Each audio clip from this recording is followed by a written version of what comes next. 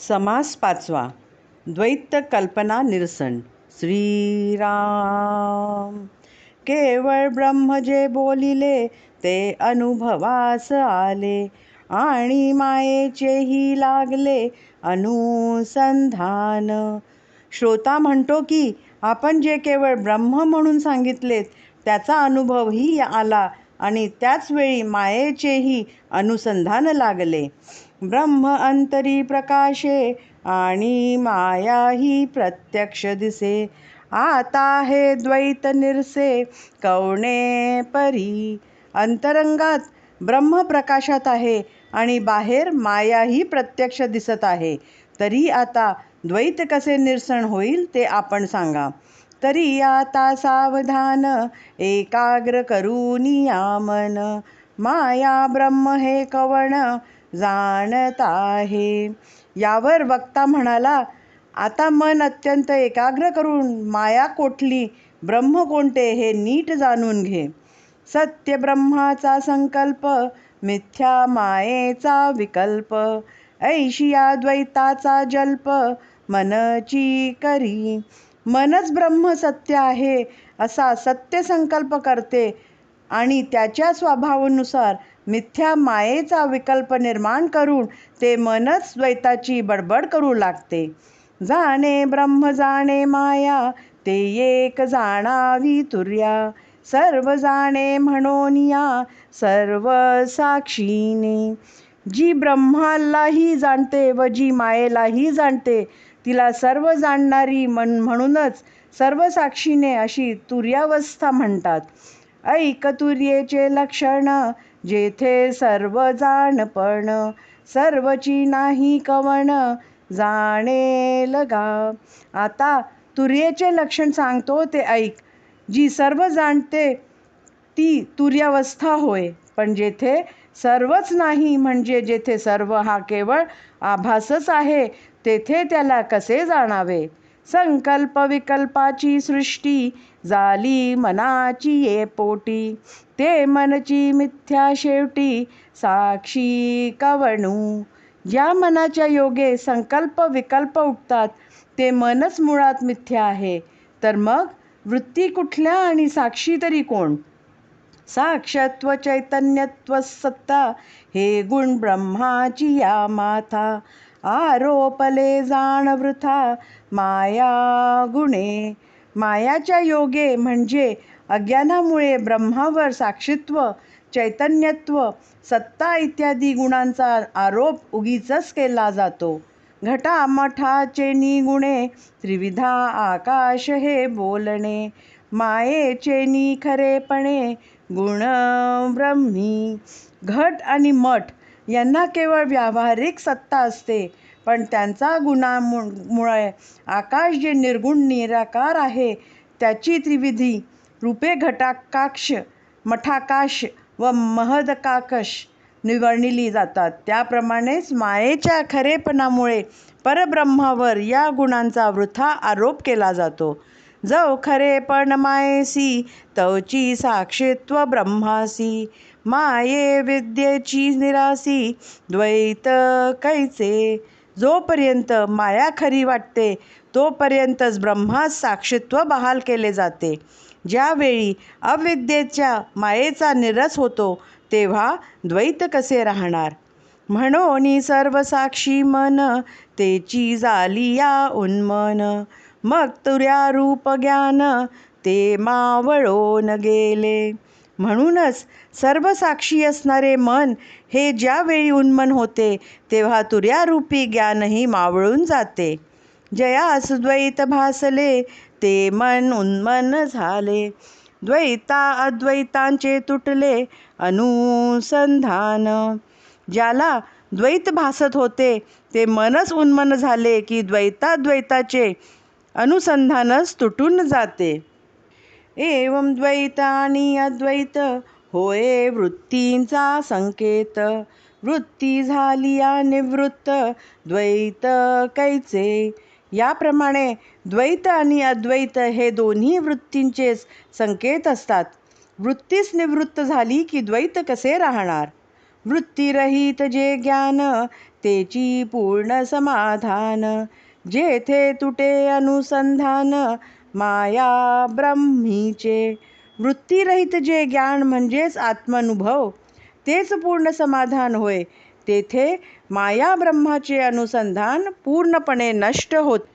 माया ब्रह्म ऐसा हेत मने कल्पिला संकेत. ब्रह्म कल्पने रहित जाणती ज्ञानी. साधक ज्यावेळी सारासार विचार करू लागतो तेव्हा माया मिथ्या, ब्रह्म सत्य असा संकेत मनाने कल्पिलेला असतो. पण ज्ञानी लोक ब्रह्म हे कल्पनेरहित आहे हे जाणतात.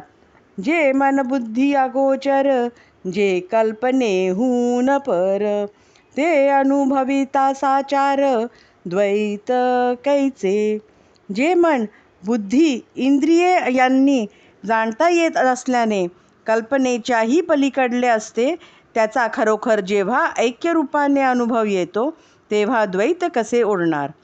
द्वैत पाहता ब्रह्म नसे, ब्रह्म पाहता द्वैत नसे. द्वैताद्वैत भासे कल्पनेसी. जोपर्यंत द्वैत असते तोपर्यंत ब्रह्मानुभव नसतो. तो येतो तेव्हा द्वैत राहत नाही. द्वैत अद्वैत हे केवळ मनाच्या कल्पनेने भासते. कल्पना माया निवारी, कल्पना ब्रह्म ठावरी. संशय धरी आणि वारी, तेही कल्पना. कल्पना जर योग्य दिशेने केली गेली तर मी मायेचे निवारण करते व ब्रह्माची प्रतिष्ठापना करते. कल्पनाच संशय निर्माण करते आणि त्याचे निवारणही करते. कल्पना करी बंधन, कल्पना दे समाधान. ब्रह्मी लावी अनुसंधान, तेही कल्पना. कल्पनाच बंधन निर्माण करते, कल्पनाच समाधान मिळवून देते. कल्पनेच्या योगे ब्रह्माचे अनुसंधान लागते. कल्पना द्वैताची माता, कल्पनाची ज्ञप्ती तत्वता. बद्धता आणि मुक्तता कल्पना गुणे. द्वैताची माता कल्पनाच आहे. खरे पाहिले तर ज्ञान हेही कल्पना रूपच आहे. माणूस मी बद्ध आहे अथवा मी मुक्त आहे हे कल्पनेच्या योगेच म्हणत असतो. कल्पनांतरी सबळ, कल्पना अनस्ते दावी ब्रह्मगोळ. क्षण एक ते निर्मळ, स्वरूप कल्पी. आपल्या अंतरातील कल्पना अशुद्ध असेल तर ब्रह्म म्हणून गोलाकार तेजस्वी काहीतरी दृश्याचा भास निर्माण करते. तीच कल्पना निर्मल झाली तर स्वस्वरूपाची कल्पना करू लागते. क्षण एक धोका आहे, क्षण एक स्थिर राहे. क्षण एक पाहे विस्मित होऊनी. कल्पना ही अशी विलक्षण आहे की तिचे रूप क्षणोक्षणी पालटत असते. कधी ती माणसाला चिंतातूर करते, तर कधी एकदम शांतीचा अनुभव आणून देते, तर कधी आश्चर्यचकित करते. क्षण एकांत उमजे, क्षण एक निर्बुजे. नाना विकार करीजे, ते कल्पना जाणावी. कधी कल्पनेच्या योगे आत्मस्वरूपाचा उमस पडतो तर क्षणात गोंधळ उडून काहीच समजेनासे होते. या प्रकारे नाना विकार जिच्या योगे उत्पन्न होतात ती कल्पना हे जाणून घ्यावे. कल्पना जन्माचे मूळ, कल्पना भक्तींचे फळ. कल्पना तेची केवळ मोक्षदात्री. कल्पना हीच जन्माचे मूळ कारण ठरते. कल्पना भगवंताकडे वळवळली गेली की भक्ती प्राप्त होऊन मुक्तीच कारण ठरते. अशा प्रकारे कल्पनाच मोक्ष देणारी राहते. असो ऐशी हे कल्पना, साधने दे समाधाना. हिरवी ते पतना, मूळच की. असो या प्रकारे या कल्पनेचा उपयोग जर ज्ञानप्राप्तीचे साधन म्हणून केला तर तिच्या योगे शाश्वत समाधानही लाभू शकते. पण तसे जर केले नाही तर तीच जीवाच्या अधपतनाचे मूळ ठरते. म्हणून सर्वांचे मूळ, तेही कल्पनाची केवळ. इचे केलिया निर्मूळ, ब्रह्मप्राप्ती. म्हणून सर्वांचे मूळ कारण केवळ कल्पनाच आहे. या कल्पनेला समूळ नष्ट केले म्हणजेच परब्रह्मप्राप्ती होते. श्रवण आणि मनन निजध्यासे समाधान. मिथ्या कल्पनेचे भान उडोनी जाये. यासाठी निरंतर श्रवण मनन निधिध्यासन करावे लागते. म्हणजे मिथ्या कल्पनेचे भान उडून जाते. शुद्ध ब्रह्माचा निश्चय करी कल्पनेचा जय. निश्चितार्थे संशय तुटोनी जाये. स्वस्वरूपानुभवाने शुद्ध ब्रह्मस्वरूपासंबंधी दृढ निश्चय झाला की कल्पनेवर जय मिळविता येतो आणि निश्चयामुळे संशयही नष्ट होतो. मिथ्या कल्पनेचे कोडे कैसे राहे साचा पुढे. जैसे सूर्याचे उजेडे नासे तम. सूर्योदय झाल्यावर त्याच्या प्रकाशामुळे अंधार जसा नाहीसा होतो, त्याप्रमाणे सत्य अशा परब्रह्म क्षणे मिथ्या असलेले कल्पनेचे कोडे कसे शिल्लक राहणार. तैसे ज्ञानाचे प्रकाशे मिथ्या कल्पना हे नासे. मग हे तुटे आपैसे द्वैतानुसंधान. तसे ज्ञानाच्या प्रकाशाने मिथ्या कल्पना नाश पावली की आपोआपच द्वैताचे अनुसंधान तुटून जाते, नष्ट होते. कल्पनेने कल्पना उडे जैसा मृगे मृग सापडे. काशरे शर सातुडे आकाश मार्गी. जसे जनावराच्या योगे जनावसस पकडता येते अथवा आकाश मरणाने जाणाऱ्या एका बाणास दुसऱ्या बाणानेच नष्ट केले जाते, तसे कल्पनेच्या योगानेच कल्पनेचा नाश करता येतो. शुद्ध कल्पनेचे बळ झालिया नासे शबळ. हेची वचन प्रंजळ सावध ऐका. शुद्ध कल्पनेचे बळ वाढले की शबल कल्पना नाश पावते. ह्या वचनाचा जो अभिप्राय आहे तो सावध चित्त करून ऐकावा. शुद्ध कल्पनेची खूण स्वये कल्पिजे निर्गुण. स्वस्वरूपी विस्मरण पडोची नेदी.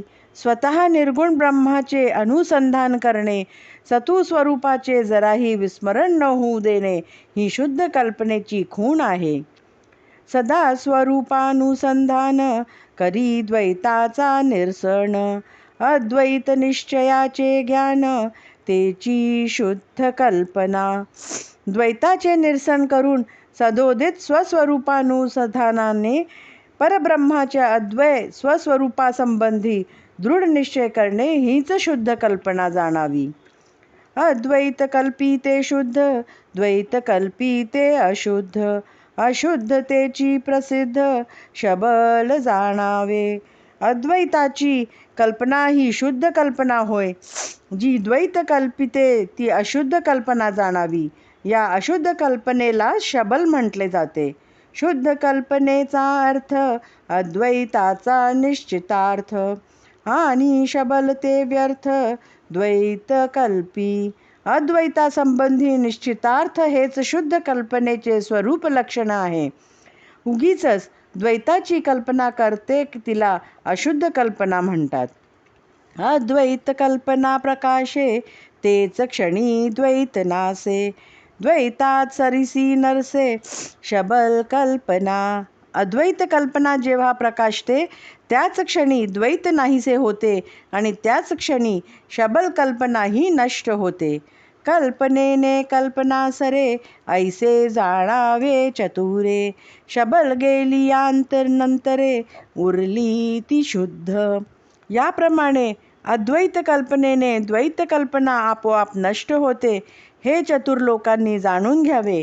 शबल कल्पना नष्ट झाली की केवळ शुद्ध कल्पनाच उरते. शुद्ध कल्पनेचे रूप तेची कल्पी स्वरूप. स्वरूप कल्पिता तद्रूप होय आपण. शुद्ध कल्पनेचे रूप आहे. याप्रमाणे स्वरूपास कल्पिता ती स्वतः तद्रूप होऊन जाते. कल्पनेसी मिथ्यत्व आले सहजची तद्रूप झाले. आत्मनिश्चये नाशिले कल्पनेसी. याप्रमाणे सहज ज्या वेळी तक्ता प्राप्त होते तेव्हा शुद्ध कल्पना ही नाहीशीच होते, म्हणजे तिला मिथ्यात्व प्राप्त होते. आत्मानुभवाने कल्पना समूळ नष्ट होते. जेची क्षणी निश्चय चळे, तेची क्षणी द्वैत उफाळे. जैसा अस्तमानी प्रबळे अंधकार. ज्या क्षणी तो निश्चय डळमळू लागतो, त्या क्षणी द्वैत उफाळून येते. ज्याप्रमाणे सूर्यास्तकाळी अंधकार प्रबळ होऊ लागतो, तैसे ज्ञान होता मलिन, अज्ञान प्रबळे जाण. या कारणे श्रवण अखंड असावे.